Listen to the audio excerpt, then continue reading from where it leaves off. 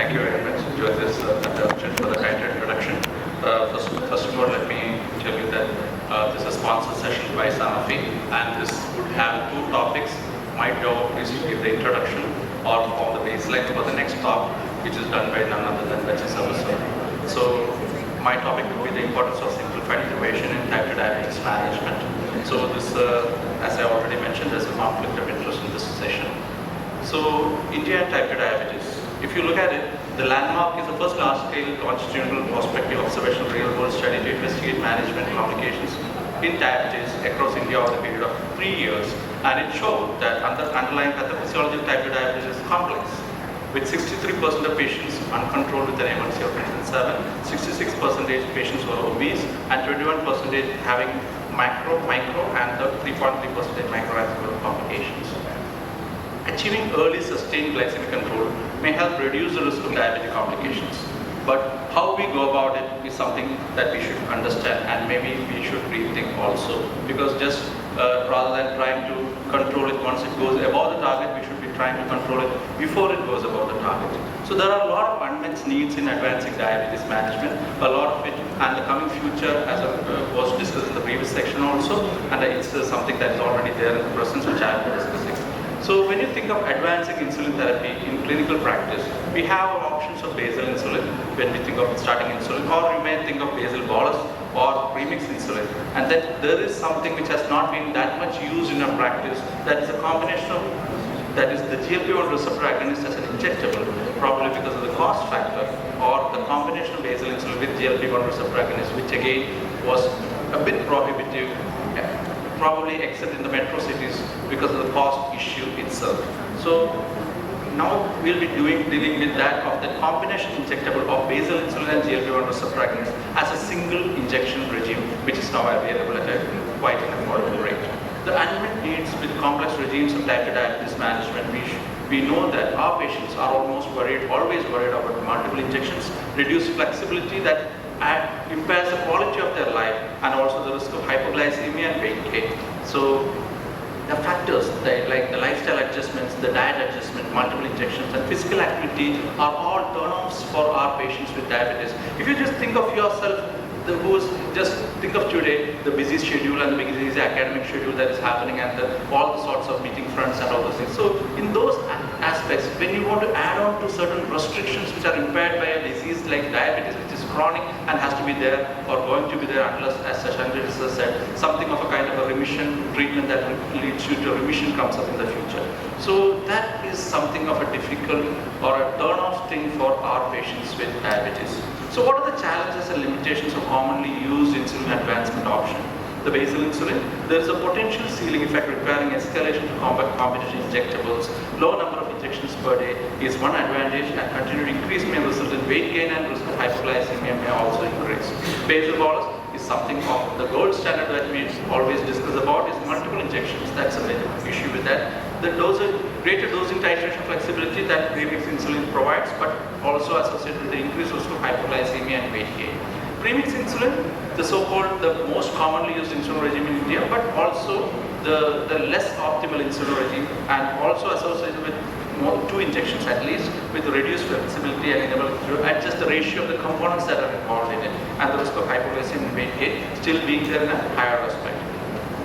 43% of people with type 2 diabetes who are not adherent to insulin therapy report being concerned about their hypoglycemia as a main reason why they are not adherent to it. So why?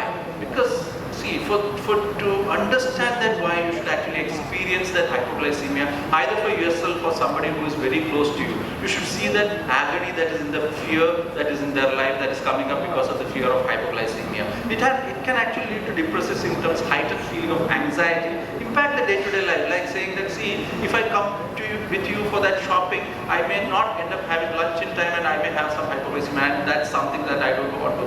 See, that is something that the husband tells his wife, or the wife tells his husband or the kids. So a lot of impact of this hypoglycemia and risk associated with it. Not just the uncontrolled diabetes, but also the quantity of life. Everything gets suppressed, and this leads to depression, anxiety, impact and impaired ability to drive, and all sorts of problems, which everybody Just think of ourselves. If we are put in the scenario, we would also like to avoid it. So how to do that? One method that has come up at current level is combining basal insulin and GLP-1 receptor agonist in therapy. What is the role of combination injectable? Just see, what I am going to talk about is not just GLP-1 receptor agonist and basal insulin, but as a combination which has come up as a single injection. So just prick in one injection. See, Krishna Sheshadri sir was saying, see, when you think of A1C reduction, something of a sort of something that can reduce beyond 2 has only been shown by insulin till date. So the newer drugs which are coming up with such a great potential is something that is unbelievably positive in nature for our patients, especially if it's without hypoglycemia. Here again we are talking about a combination, which is again single injectable, with a combination action which can actually lead your patients to lead a very uncomplicated life, that too with a single injection and probably reducing the A1C to a degree more than 2 per injection. So this is a once daily combination of injectable of basal insulin with GLP-1 receptor agonist, that is about the insulin glargine and lixisenatide, which is called Iglar-Lixi. So glargine is something no need to talk, because that's been there in our, is something like that comes offhand even in the deep sleep of the insulin prescription regime, because that's so commonly used nowadays, so familiar with it, and we are so confident of using it. So what are the opportunities could a combination injectable of basal insulin and GLP-1 receptor agonist provide to our patients?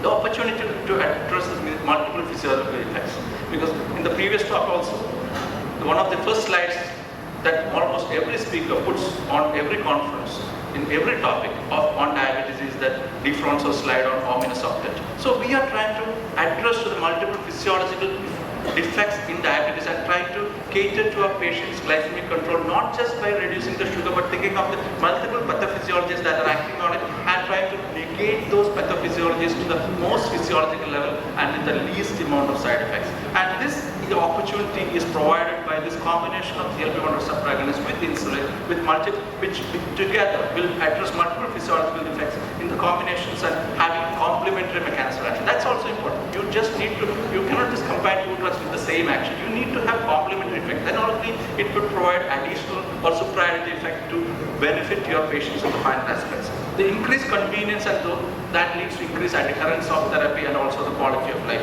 The earlier achievement and greater persistence of glycemic and other therapeutic goals is also very, very much important. The potential reduction of side effects, as already mentioned, the hypoglycemia, weight gain, all those things are potential side effects that actually leads to depression, anxiety, and the quality of life that suffers in our patients, and this has to be addressed. And potential to delay underlying disease progression is the foremost thing of consideration for any diabetologist, endocrinologist, or physician in the management of diabetes.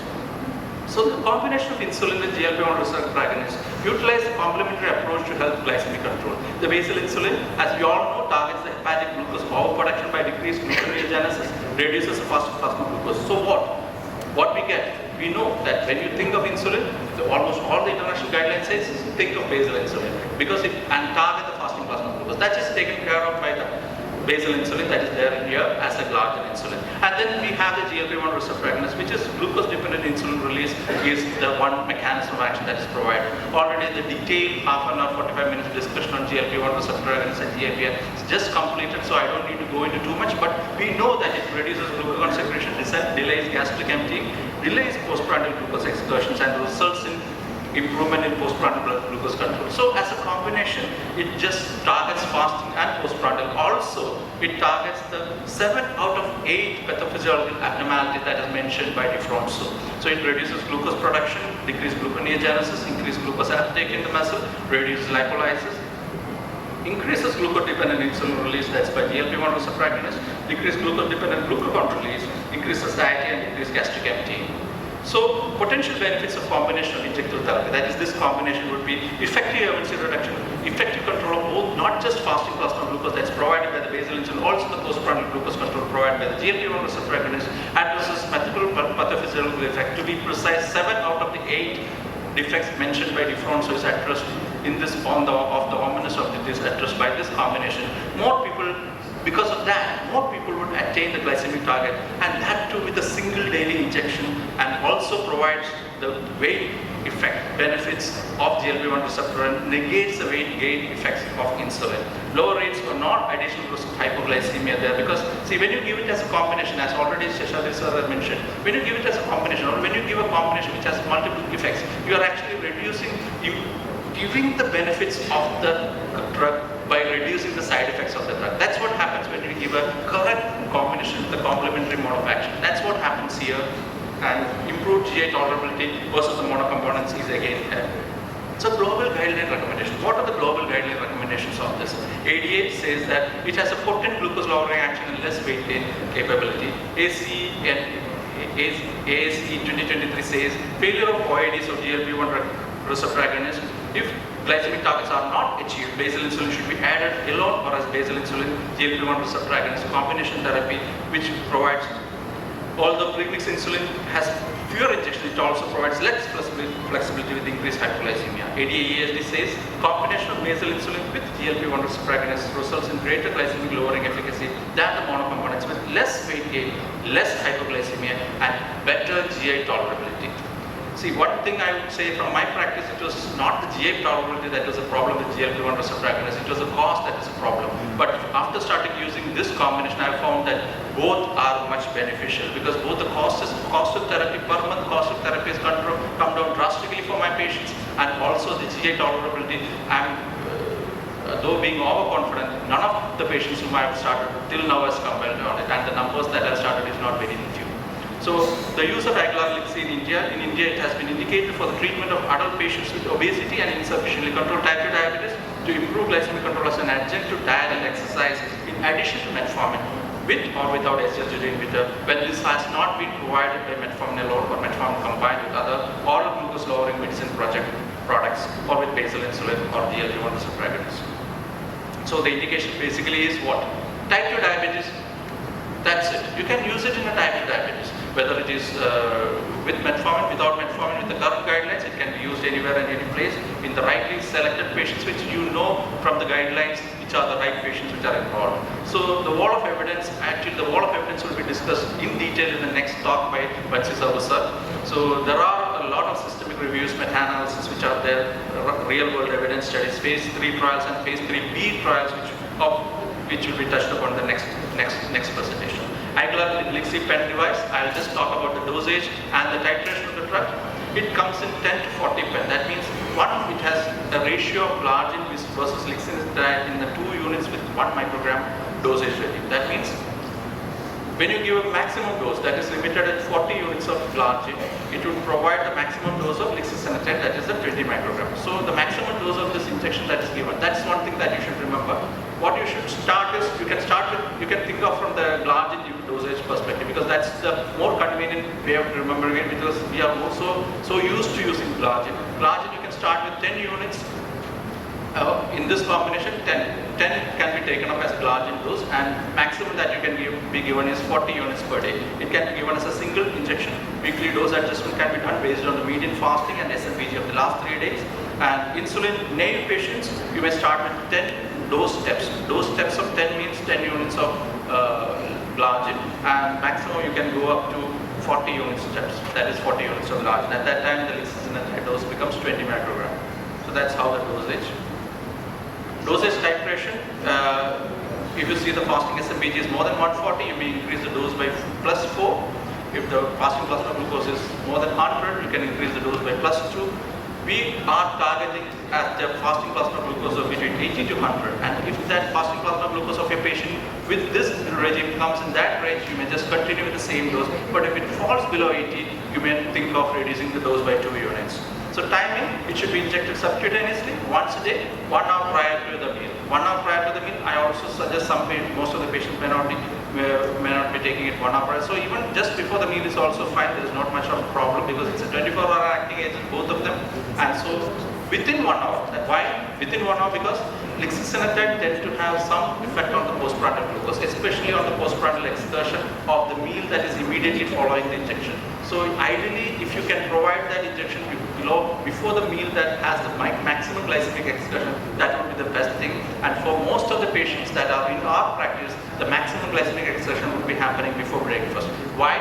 because of that, not because we have that heavier breakfast, except for today I may not be having that heavier breakfast. So it's not because of the amount of food or the calories that go inside in the breakfast, but it's also because of the counter-regulatory hormones which are most active in the morning hours. So because of that, usually that is the time when you have the maximum glycemic exertion after the meal, and that's the best time, that is before breakfast, and it can be given up to 1 hour before the breakfast or just before the meal.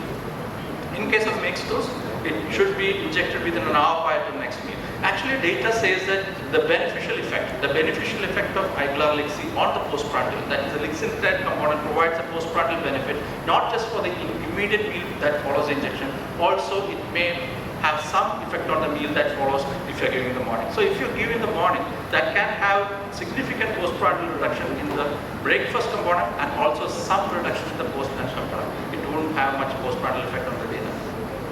So usage in the special populations, elderly, iglaalixi can be used in elderly patients. For lixisenatide, there is no dose adjustment required based on the age. Renal impairment, it's not recommended in patients with severe renal impairment, that is creatinine clearance less than 30, or end-stage renal disease. Hepatic impairment, for lixisenatide, no dosage adjustment is required in patients with hepatic impairment, and for pregnancy, it is not indicated. So summarizing, early or initial combination therapy may provide an opportunity to reach glycemic targets earlier or more effectively. Iglaalixi is a synergetic once-daily combination of injectable of basal insulin, largely 200, with GLP-1 receptor agonist lixisenatide that provides effective fasting and postprandial glucose control. It was there in the market since so many years actually now, so many years, but now it has come up at a much reduced cost so that it has become more budget friendly. Like in the last few years have been very exciting for a person like me or for all of us. Why? Not just because new drugs have come up, but because those drugs which we were not able to prescribe because of the cost has come down because it has become off patent. So we have now one other drug because I always wanted to use GLP-1 receptor agonist, but the cost was prohibitive so that it was limited to so less number of patients in my practice. Now with this cost reduction and with the combination of single injections, where almost the insulin component is coming free, so with this I am able to use it in much higher number and reaping the benefits in both the quality and quantity of life in my patients. Thank you very much. Thank you, sir, for finishing on time. We will take the questions later after completing the session. And I would like to say, mind you, this is not a new molecule. It has been there in the market for long, but it's new for us, the Indian market, and it has given us wonderful results after